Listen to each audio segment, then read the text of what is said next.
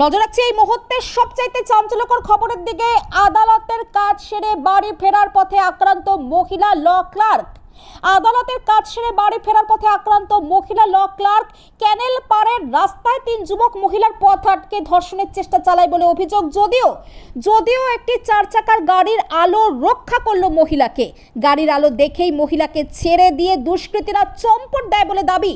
রবিবার সন্ধ্যে 7টা নাগাদের এই ঘটনা মুর্শিদাবাদ জেলার ভরতপুর থানার ভরতপুর থেকে তালগ্রাম যাওয়ার ক্যানেল রাস্তায়।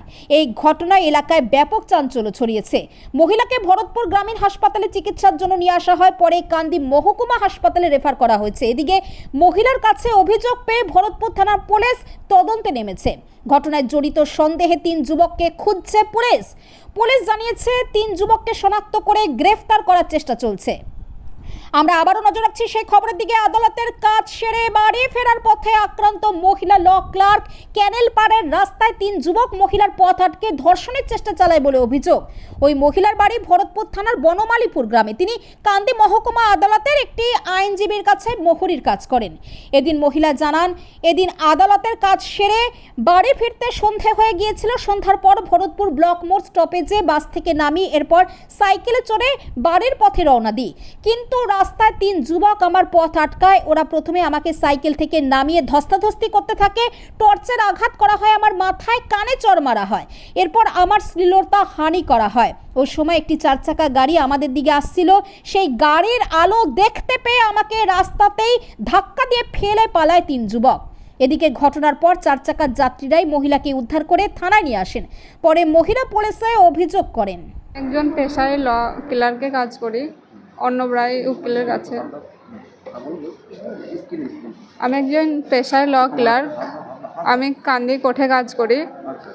আমি আজকে বাগডাঙ্গা অন্নব্রাই চেম্বারে গেছিলাম, দিয়ে ফেরার পথে একটু কাজের চাপে দেরি হয়ে গেছিলো।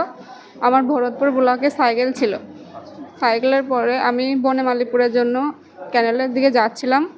তালগ্রামে 3টে ছেলে আমাকে সাইকেল থেকে সামনে দাঁড়ায়, তারপরে আমাকে সাইকেল থেকে নামানোর পরে ওরা আমাকে আমার অনিচ্ছার বিরুদ্ধে আমাকে শ্লীলতাহানি করার চেষ্টা করে এবং ওদের হাতে থাকা টর্চ লাইটে আমাকে মাথায় বেরিয়ে দেয় এবং আমার জামা কাপড় ছিঁড়ে দেয়। আমার কিছু জায়গা রক্তপাত হয়।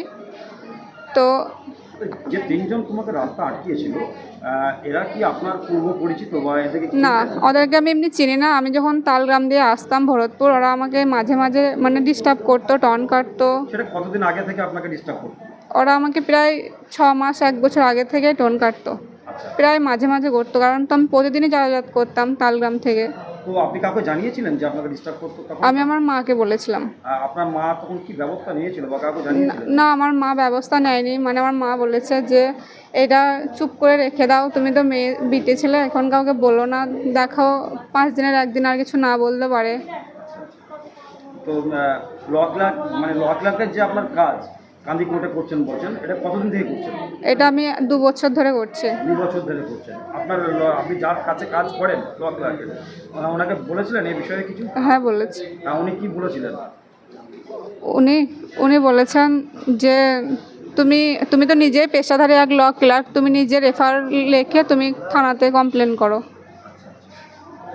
তো আজকে যখন বাড়ি ফিরছিলেন কটার মধ্যে? কটার বাজে? না, 6টা 10-15 বা 6টা হতে পারে। আচ্ছা, কোন জায়গায় আপনাকে ধরেছিল? ওই ঝিংড়ে পার করে। ক্যানেলে? হ্যাঁ।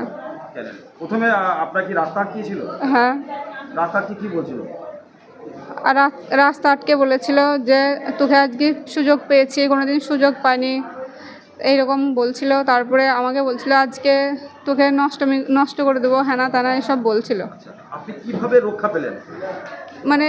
ওদেরকে আমি চিনি না। একটা 4 চাকা গাড়ি আসছিল দূর থেকে, ওরা লাইট পেয়ে ভয়ে পালিয়ে যায় আমাকে ফেলে দিয়ে। আপনার কোনো জায়গায় আঘাত লেগেছে? হ্যাঁ, পিঠে আর এখানে করে। আর মারপিট করেছিল আপনাকে বা ধস্তাধস্তি?